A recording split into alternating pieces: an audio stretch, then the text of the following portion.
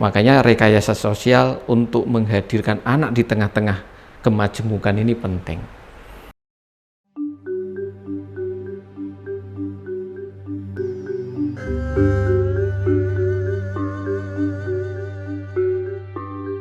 Assalamualaikum warahmatullahi wabarakatuh.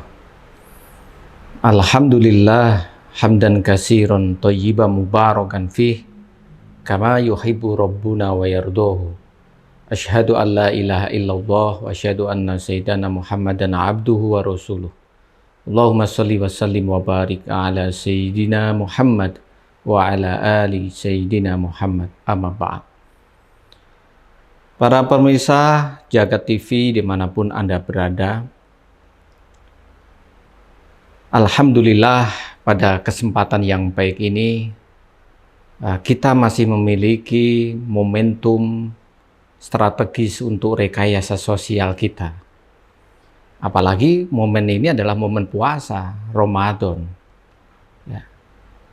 Ramadan ini sebenarnya adalah momen untuk membakar semangat menuju kepada kebaikan dan apa yang diridhoi oleh Allah Subhanahu wa Ta'ala.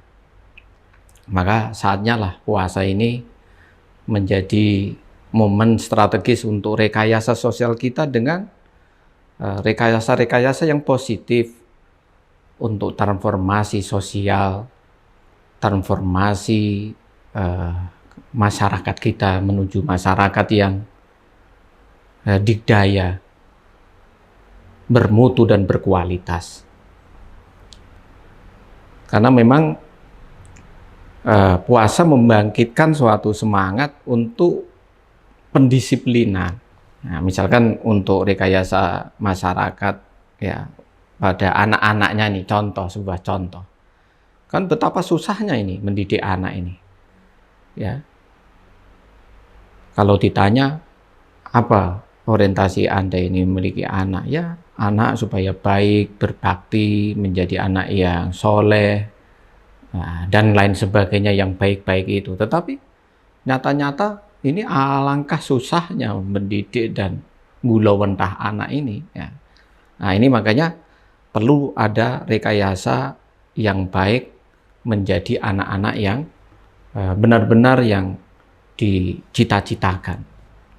Ya, makanya dengan momentum strategis ini adalah bagaimana kita membangkitkan rasa keinginan tahuan anak ya tanpa sedikit pun dengan proses-proses yang membentak-bentak, katakanlah semacam ini. Makanya ini adalah pentingnya merekayasa kebaikan ya untuk menjadikan anak baik secara adab dan memiliki kecakapan sosial, sehingga harapannya anak-anak kita ini akan tumbuh dewasa menjadi anak-anak yang berbudi pekerti yang luhur. Nah, ini sebenarnya momen puasa ini adalah strategis untuk bagaimana merekayasa mereka supaya menjadi orang yang disiplin. Misalkan kepada karakter tertentu, karakter untuk bisa menghormati ataupun mencintai orang lain. Nah, seperti ini tidak hanya melulu ya pada proses-proses transfer of knowing ya, mengenai pengertian-pengertian daripada kebaikan itu apa gitu ya. Tetapi adalah proses-proses di mana mereka diantarkan benar-benar menjadi seseorang yang memiliki nilai dan sikap atau perilaku dengan kebaikan-kebaikan yang dicita-citakan bersama itu, bisa bertawadhu. Nah, makanya ya ayo bagaimana kita dengan kesadaran untuk membangkitkan anak-anak kita ini ya untuk menjadi orang yang benar-benar gigih ya, disiplin untuk merealisasikan konsep untuk bisa menghargai orang lain itu. Nah, inilah pentingnya suatu proses-proses yang disebut dengan pendidikan. Karena memang pendidikan itu ya tidak mudah. Dia harus menanamkan rasa-rasa cinta kasih atau kebaikan-kebaikan pada anak.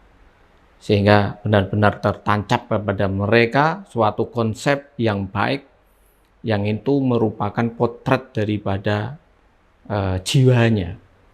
Kalau jiwanya baik, insya Allah dia akan memantik kepada kebaikan-kebaikan tanpa berpikir panjang. Nah, makanya habituation itu penting. Rekayasa sosial dengan habituation itu akan justru lebih bermakna daripada sekedar transfer of knowledge. Nah, puasa ini kalau bisa adalah momen untuk bagaimana mendisiplinkan anak menuju kepada harapan-harapan yang kita ciptakan. Ya, kita mau merekayasa seperti apa ini? Nah, misalkan gitu ya. Makanya puasa ini adalah justru akan mudah untuk bagaimana mendisiplinkan mereka kepada apa yang kita rencanakan atau kita cita-citakan.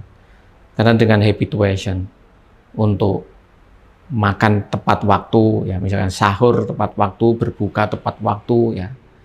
Kemudian beribadah, membaca, ya saatnya tarweh, misalkan gitu ya. Itu sebenarnya adalah sebuah bentuk rekayasa yang baik untuk pendisiplinan yang baik.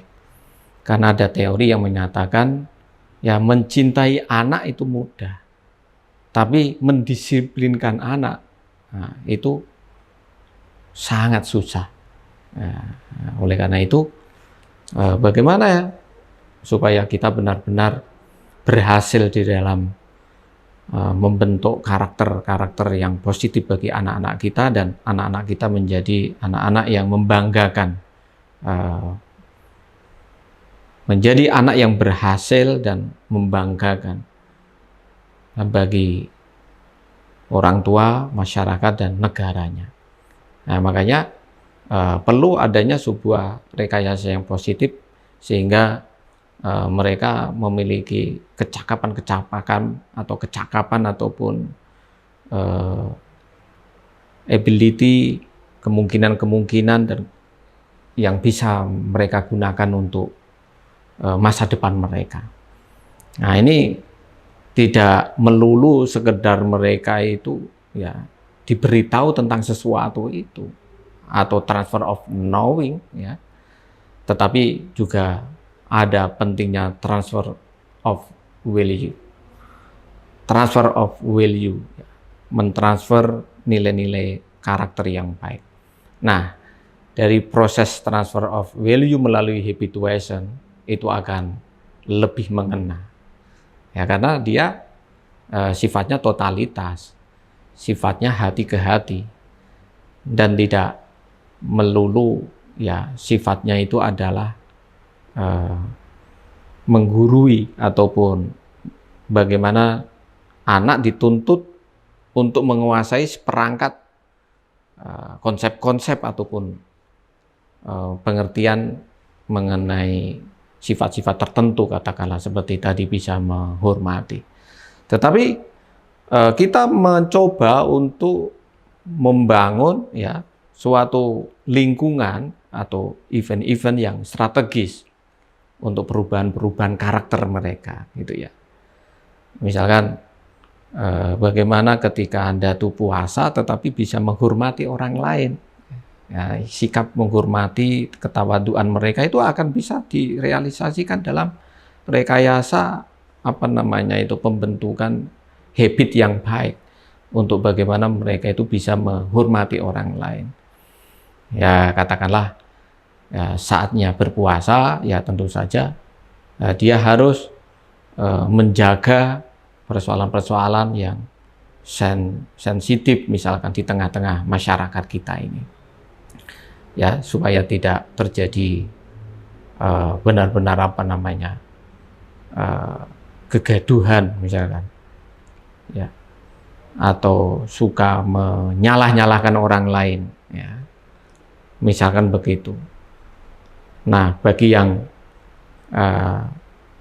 ada rusuh untuk tidak berpuasa, ya tentu saja dia mampu menjaga ya, supaya tidak mengganggu orang lain, ya, tidak makan sembarangan misalkan gitu ya. Sikap-sikap seperti ini saling menghormati yang puasa terhadap yang tidak puasa maupun sebaliknya. Inilah momen strategis atau event-event yang bisa kita gunakan untuk rekayasa yang positif, untuk bagaimana kita ini bisa mutual respect, mutual understanding, dan bisa menyayangi kepada siapapun itu. Karena memang realitasnya masyarakat kita ini adalah masyarakat yang majemuk. Nah, gitu. Makanya rekayasa sosial untuk menghadirkan anak di tengah-tengah kemajemukan ini penting. Ya. Kan biasanya nanti rame ini kalau dalam puasa ini ya. Ada yang menyatakan boleh buka warung ya. Ada yang ya bahkan kalau ada buka warung ya ditutup, dipaksa untuk ditutup dan sebagainya. Nah, puasa sebenarnya akan menghadirkan bagaimana kita bisa menghormati orang lain yang tidak berpuasa itu. Nah, makanya puasa sebenarnya bisa dimaknai ya membangkitkan kepribadian kita dengan menghadirkan realitas secara dekat dan secara objektif apa adanya, sehingga kita benar-benar bisa bertransformasi ya, memupuk kebaikan-kebaikan di tengah-tengah masyarakat dan kebutuhan-kebutuhan yang ada itu. Makanya berbasis kebutuhan, rekayasa berbasis kebutuhan ini sangat strategis untuk bagaimana kita bisa mendidik anak. Nah, saya lagi-lagi mengajak untuk transformasi etik dan akademik, ya, menuju kepada sebuah tatanan masyarakat yang pintar secara akademik tetapi beretika, gitu ya. Ini karena memang benar-benar pendidikan, melalui pendidikan itu rekayasa sosial akan berhasil. Meskipun dia step by step ya, pendidikan itu menggunakan pendekatan yang lunak, yang lembut begitu. Tetapi dampaknya untuk masa depan, dampaknya adalah panjang, gitu ya.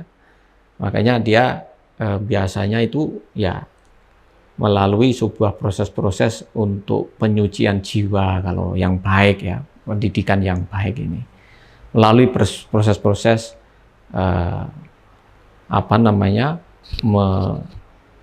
melihat jiwa kita dulu, wa fi anfusikum afala tubsyiru. Lihat dulu jiwa-jiwa kamu. Apakah kamu tidak mengerti? Apakah kamu tidak melihatnya? Begitu kira-kira. Nah, nanti ketika jiwa kita ini baik, penuh kesucian, insya Allah akan mudah untuk bisa transfer ataupun menggulawentah terhadap apa yang kita inginkan pada anak-anak didik kita, anak kita dan anak didik kita ini. Maka dalam rangka untuk perubahan sosial, ya, kita bisa replika terhadap strategi belajar mengajar yang telah diterapkan oleh Rasulullah, ya, yang dimana Nabi itu diutus dalam kerangka untuk merubah suatu masyarakat yang asalnya uncivilized, ya. Walladzi ba'atsa fil ummiyin. Nah, dalam hal ini bisa dimaknai ya uncivilized itu ya.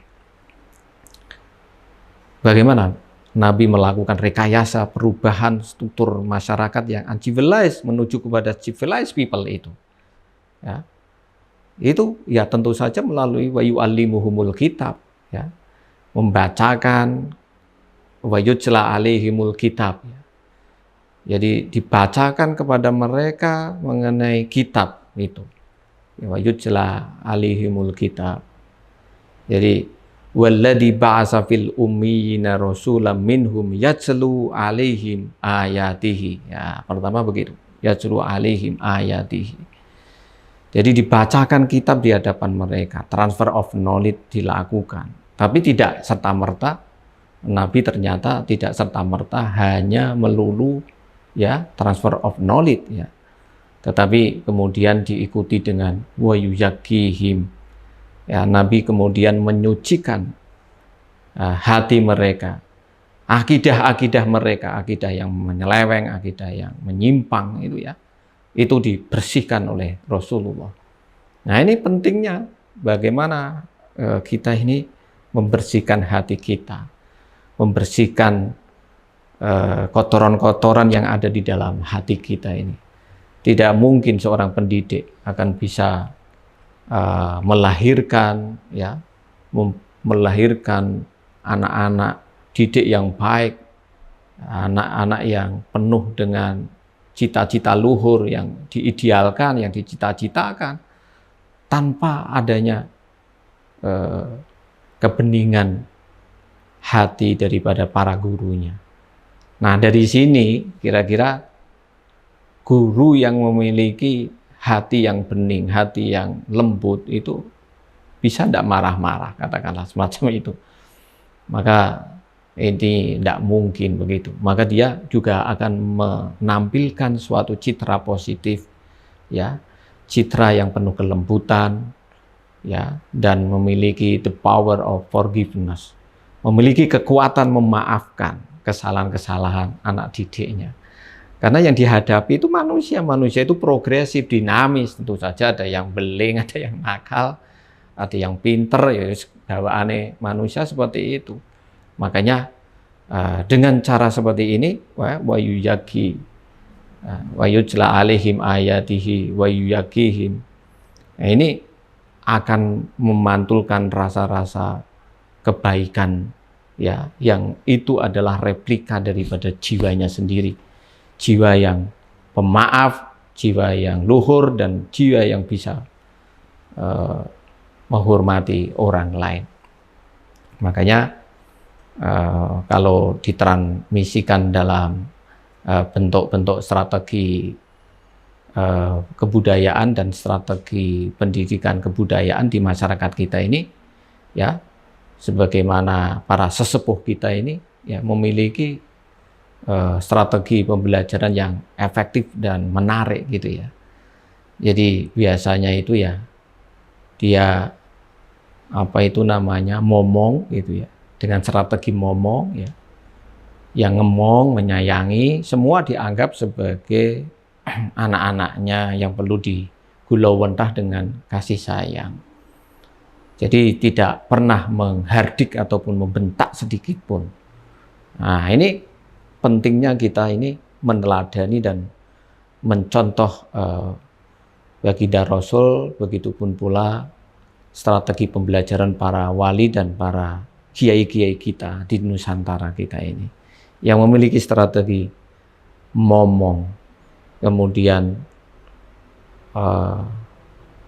momor, ya, momor itu gaul, makanya mereka ketika mendidik itu tidak menakutkan ya, karena dia berbasis kebutuhan anak kepinginnya seni ya dengan kesenian, misalkan gitu ya, budaya dengan kebudayaan. Maka dulu kan sering itu dinarasikan dengan media-media ya, dakwah ataupun pembelajaran, proses-proses pembelajaran itu ya dengan wayang, itu pewayangan itu ya, ada Semar, Petruk, Bagong gitu ya, ada yang memaknai Samir, Sematu Samir Janoko itu Janataka, Petruk itu Fatruk, Bago itu ya apa namanya itu Al-Balho ya. Ada yang menyatakan begitu, meskipun ini banyak ragam penafsiran, tetapi ini memberikan sesuatu arti penting, apa namanya, proses-proses edukasi itu ya, tetapi yang merakyat,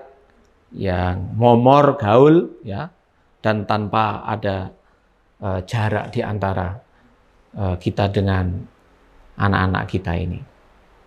Dan yang terakhir adalah sikap momot. Momot itu aspiratif.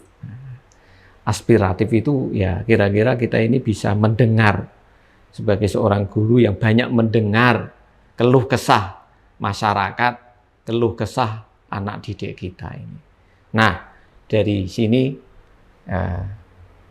akhirnya ya nanti proses-proses pendidikan itu akan benar-benar mampu untuk merubah suatu keadaan. dari yang tadi uncivilized people menjadi kepada civilized people.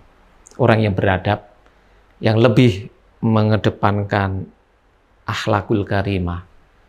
Nah, ini penting dalam rekayasa sosial itu, yang penting dibicarakan itu adalah persoalan etika dan moralitas gitu ya, di samping akademik. Maka rekayasa akademik and etik menjadi sebuah kebutuhan. Ya. Teringat Socrates ya sebagai muassisul falsafah al-akhlaqiyah. Nah, bisa dikatakan seperti itu. Socrates itu seorang muassis ya al-falsafah al-akhlaqiyah. Dia menyatakan begini. Ada suatu aspek penting ya yang harus diteliti, dikaji dan dibicarakan dalam hidup ini. Apa itu? Itu adalah aspek moralitas. Itu adalah aspek etika ataupun akhlak, gitu ya. Sebelum orang itu membicarakan yang lain. Nah, ini pentingnya kita ini puasa untuk kembali menjaga diri kita menjadi pribadi-pribadi yang luhur dan sebagai wahana ya untuk membakar jiwa kita untuk menuju kepada kebaikan-kebaikan dan keluhuran akhlak budi.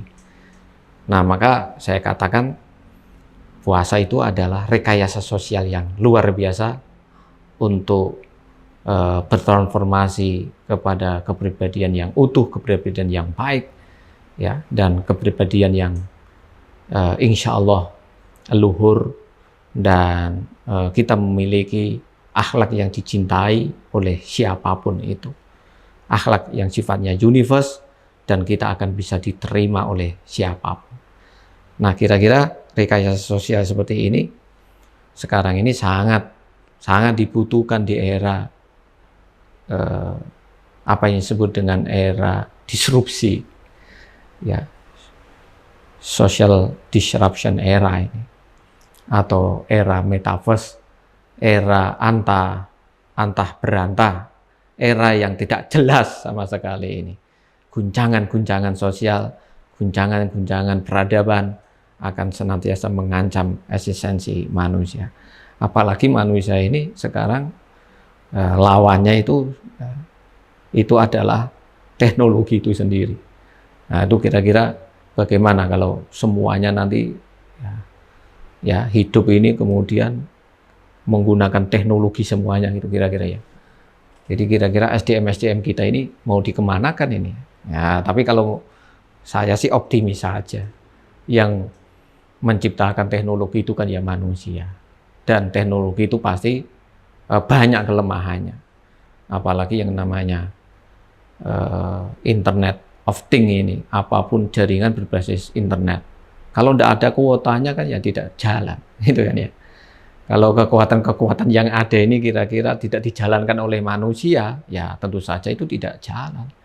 Jadi kekuatan artificial intelligence pun itu ternyata masih membutuhkan manusia. Makanya janganlah takut terhadap ancaman-ancaman ini, karena kita memiliki Allah Subhanahu wa Ta'ala. Kita punya panduan yang jelas, dan bagaimana kita tetap mengoptimalkan kecerdasan kita, kecerdasan yang sangat dinantikan oleh seluruh umat manusia. Apa itu? Spirituality quotient. Nah, spiritualitas quotient. Kecerdasan spiritualitas yang itu muara daripada akhlakul karimah. Orang yang memiliki akhlakul karimah insya Allah memiliki kedalaman spiritualitas yang dalam, dan dia tidak akan takut sedikit pun dalam hidup, mengalami keguncangan, menghadapi berbagai macam masalah-masalah yang dihadapi di dalam kehidupan yang antah berantah sekarang ini. Banyak sih orang menyebut metaverse, ya. Banyak orang menyebut disrupsi sosial, atau bahkan Fukuyama menyebut the great disruption, sebuah guncangan-guncangan yang luar biasa yang terkadang ini ya kita tidak siap. Tapi kalau kita kembali kepada sejatinya kita, ya, Insya Allah dengan spiritualitas yang ada, keberagamaan yang baik, itu insya Allah kita akan senantiasa menjadi pribadi-pribadi yang justru dinantikan oleh perubahan-perubahan yang terjadi itu. Ya, jangan justru kita khawatir terhadap itu.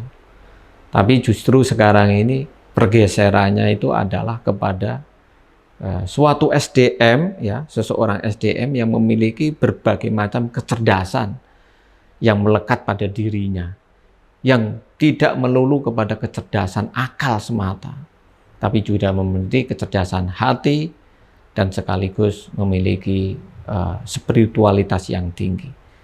Nah, harapan kita dengan puasa ini benar-benar mengantarkan kepada kita suatu perubahan-perubahan yang berarti, perubahan-perubahan yang positif, dan kita mampu mengisi kekosongan-kekosongan yang ada di era antah berantah ini.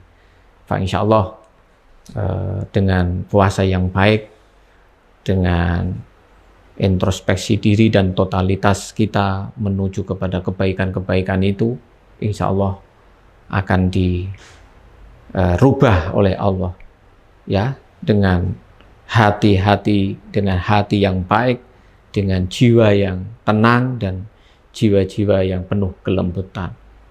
Ya, wa yuzakkihim wa yu'allimuhumul kitaba wal hikmah. Ya, dengan membacakan ayat-ayat yang baik, kebenaran-kebenaran, ya, penelitian-penelitian, ya, dan banyak membaca, melakukan perjumpaan-perjumpaan